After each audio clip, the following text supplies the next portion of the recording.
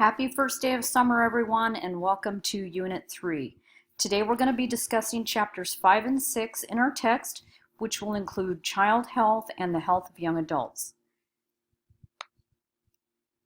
Okay, so child death is often a very difficult subject. One of the many reasons is that there's just so many children that die every year. In the year 2010, we had over 8 million children who died. This is far too many. I find this number to be astounding and very, very sad. And I do know that a certain number of these deaths could be prevented with proper care, proper nutrition. Unfortunately, about half of these deaths did occur in sub-Saharan Africa, where it is one of the poorer several of the poorer nations, and then about 1/3 of the deaths occurred in South Asia. Again, very poor nations. Less than 1% occurred in our high-income countries. While we are making progress on this, there's so much more that we can do. We'll get into the subject of vaccinations. This is one of those huge things that we can use that can prevent death of children. So first of all, quick terminology. Neonate are newborns in their first 28 days after birth. Infants are aged 29 days to 1 year, and then under fives include neonates and infants, and then those children up to age 5. There are many, many causes of neonatal mortality. If you look at page 92 in our text, they have a detailed list. Some of this, as I mentioned, some can be prevented with proper care, and I think in a neonatal mortality situation, sometimes the mother is not receiving proper prenatal care, and then the newborn, of course, may not be receiving proper health care after birth. However, sometimes there are just situations in which nothing can prevent something from going wrong. Some of these deaths are because the babies are simply too small to survive on their own. Their organs have not developed. They've been born too early. Some are complications of childbirth, both labor and delivery. This can be a risk for not only the infant, but the mother as well. And like I said, sometimes no matter what we do right, things like this are going to happen. And that needs to be noted. As expected, there is a higher rate of neonatal mortality in those lower income countries, such as the sub-Saharan and South Asia. And we can even attribute this to lower income areas within the United States. So if you look at page 90, there are details, a detailed list of the reasons for death in children. We're only going to really discuss 5 of these, the top 5 causes. So first is diarrhea, pneumonia, malaria, vaccine preventable diseases, that's the big one, and undernutrition. So diarrhea, we all know what it is. We've all had to go through it at one point or another. It's not pleasant, but when you're a little tiny person in a little tiny body, it can take its toll very quickly. Severe diarrhea in children can rapidly result in a decline of health. So with that comes along the loss of electrolytes, low blood pressure, muscle contraction and convulsions, organ failure. And many times diarrhea is caused by an infection transmitted by either contaminated food or water. So again, looking at those poorer countries where they may have open defecation or poor food handling skills, that's certainly going to be a contributing factor. And then physical contact with infected people, that goes along with, we hear the stomach flu going around every year, a couple times a year. So one of the primary, I don't want to say preventions, but I guess prevention for worsening of symptoms is to rehydrate. So oral rehydration therapy is mentioned in our text. I find that a little strange only because generally when a person has diarrhea, they will frequently have vomiting accompanying it. So an oral rehydration therapy does not seem like an effective treatment for me.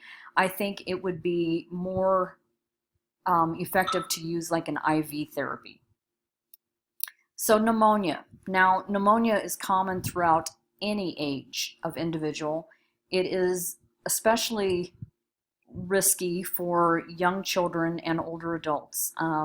It occurs when part of a lung will fill with fluid, limiting the exchange of oxygen and carbon dioxide. This is usually caused by a bacterial infection and can be treated with antibiotics if it's caught soon enough. That being said, about 60% of children globally may have suspected pneumonia and are taken to the doctor for treatment. Of those 60%, only about one-third are actually treated with antibiotics. You'll frequently see pneumonia as a comorbidity with other illnesses and may often be the cause of death for those with a comorbidity. One instance is HIV/AIDS. Frequently, patients will develop pneumonia on top of the HIV, and that will be the ultimate cause of death. You'll also see this with Alzheimer's patients, Parkinson's patients, just to give a few examples. Malaria is not present in the United States. It's a parasitic infection spread by infected mosquitoes. And again, these little tiny bodies, children with malaria just don't have the strength to fight anything off, and so deterioration is very quick. It can be treated with anti-malarial tablets, but it has a very high incidence of reoccurrence. So the most effective treatment for malaria is prevention. It's the use of insecticide-treated mosquito nets. However, with any prevention, people have to have access to it, and this seems to be where the disconnect is. So many people in the countries that have a high rate of malaria may not have access to these nets. Okay, here's the big one: vaccine-prevented diseases. I noticed many of you chose this as a topic for your global health issues and ethics paper. This is going to be a wealth of information, and it is a very hot button topic right now. If you go to page 98 of your text, you will have the recommended vaccinations for both the World Health Organization as well as the Center for Disease and Control.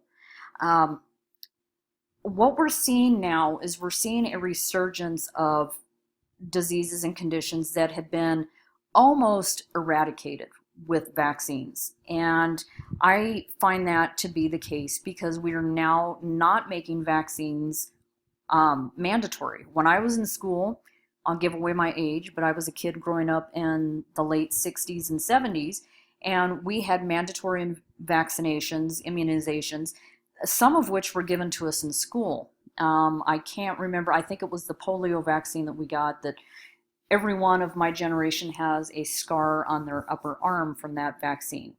So now vaccinations are voluntary, and there is a movement spurred by some celebrities that immunizations may cause an increase in autism and autism conditions on the autistic spectrum. Excuse the stuttering there. You need to do your own research, find your own opinion on this. I don't want to influence you one way or the other, but I just find it very disturbing that we're now starting to see outbreaks of measles in places where measles was not even hugely common when I was a kid. It was around, but the MMR, the mumps, measles, and rubella vaccine tended to eradicate a lot of those diseases. I find it kind of fascinating when I polled my ground class last year about how many of the students had mumps. No one in the class had ever had mumps. This is one of those things that, a vaccination has pretty much stopped in its tracks. When I was a kid, everyone had mumps. It got passed around like chickenpox does now. So, enough on vaccines. Please do your research on that, form your opinion.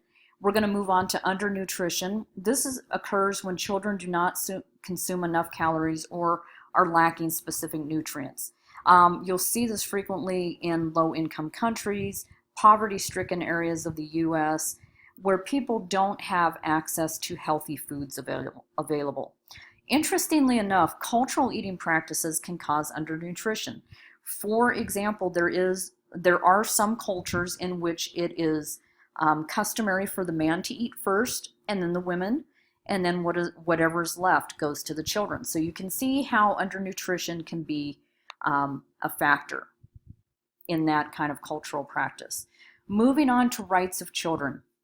You will find that this is one of my pet causes, and probably for this reason, I'm going to have to make this screencast two parts this week because I want to spend a little bit of time talking about the rights of children. So, all children, this first sentence says it all. All children have the right to safety and protection from abuse, exploitation, and violence. You can read the rest. When I talk about exploitation, we need to be concerned with things that are perpetuated by the media, such as the hypersexualization of our children. I don't know how many of you have little girls, but I find shopping for little girls, I have small nieces, the clothing nowadays, the societal norm of making our children grow up so fast and the hypersexualization. You know, children are wearing makeup more frequently, earlier.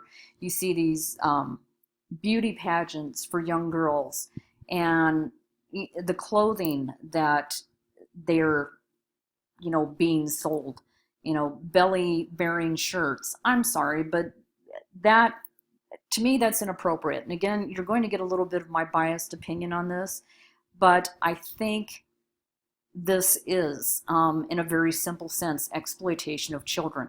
So we as a society, we as parents need to be aware of the different types of exploitation. It does not have to be so overt, such as child slavery or the sex slave trade, but the media kind of does a really good job of kind of sneaking it in there, making us not really think about it, but really look into it. If this is something that kind of stirs a passion within you, I invite you to do more research. Some of you may choose to do your papers on this, but there are huge ethical issues involved in the rights of children and the exploitation of children.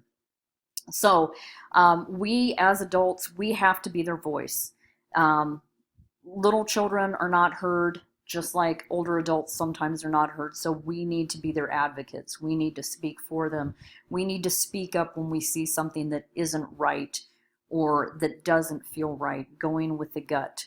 So I'm going to get off my soapbox now and end chapter 5.